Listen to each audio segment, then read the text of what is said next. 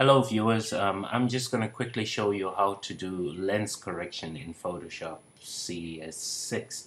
I'm pretty sure you can do this in earlier versions of Photoshop. Please check with your versions to see if they have the following tools that you would need to do lens correction.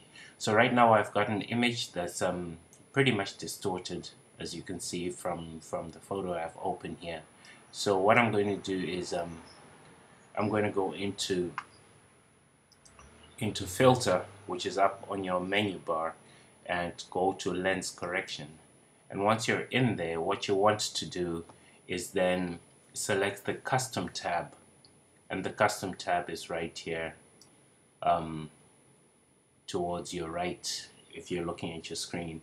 And once you click that, you can see that the dials become activated, and you have the default correction settings, which if you click, no,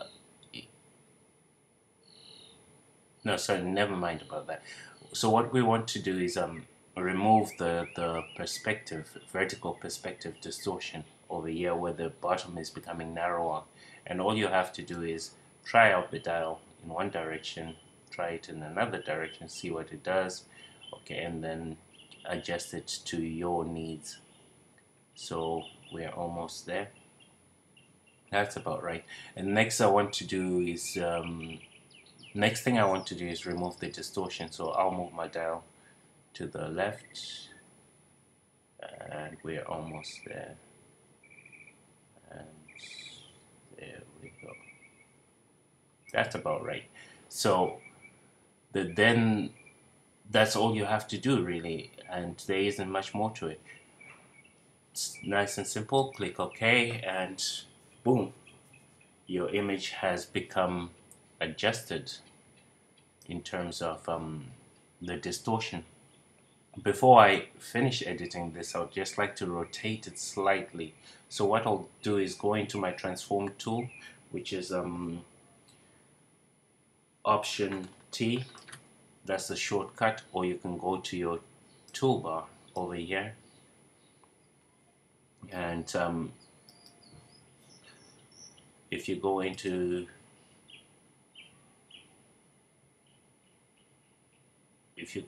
edit, you go into transform, and then what I want to do is rotate it slightly.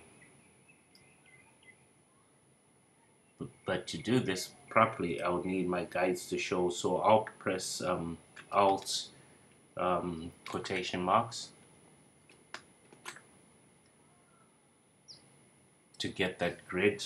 Actually, it's Option quotation marks, and then you'll get that grid to show me when the picture is straight. Alt quotation marks again, and then I'll accept my transformation.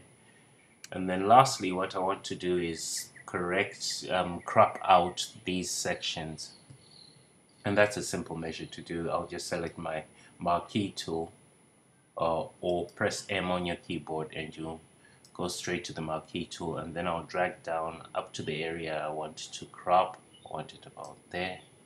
Makes it nice and neat. Now the beauty of the marquee is you can move it around once you've selected it, and then once you press enter, it happens.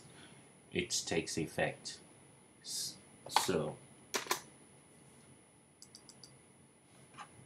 we'll select that again, and then hit enter.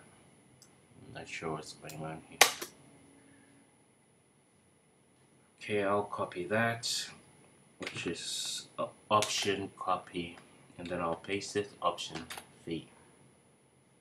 Now what I have is a copy of the cropped version and the original, so I'll get rid of the original now, and now I'll select the pixels within this image by clicking on this little thumbnail here and select pixels, and then I'll crop.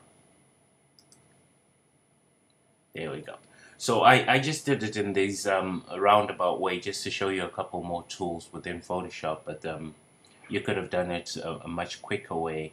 The beauty about Photoshop is you can find your own way of doing stuff, and it's always good to experiment and play around with the tools so that you find what best works for you.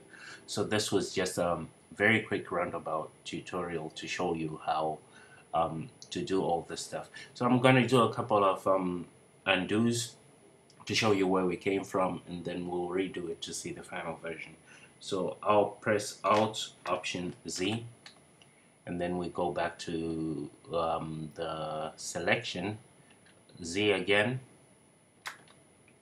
and then we're back to the part where we had the background, Alt Z, so the selection, Alt Z again, Alt Z, Alt Z, rotation, and that's where we began. Now what I want to do is redo so that I can go back to where we were, so you see all the steps I took.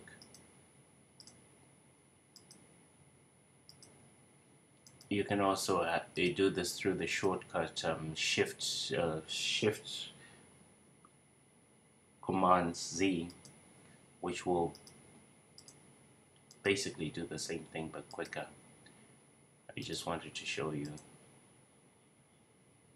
how I went about this.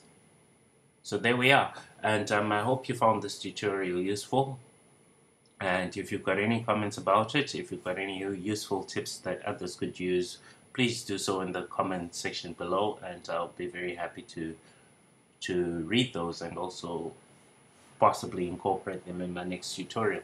Thanks very much for watching, and I hope you have a great day.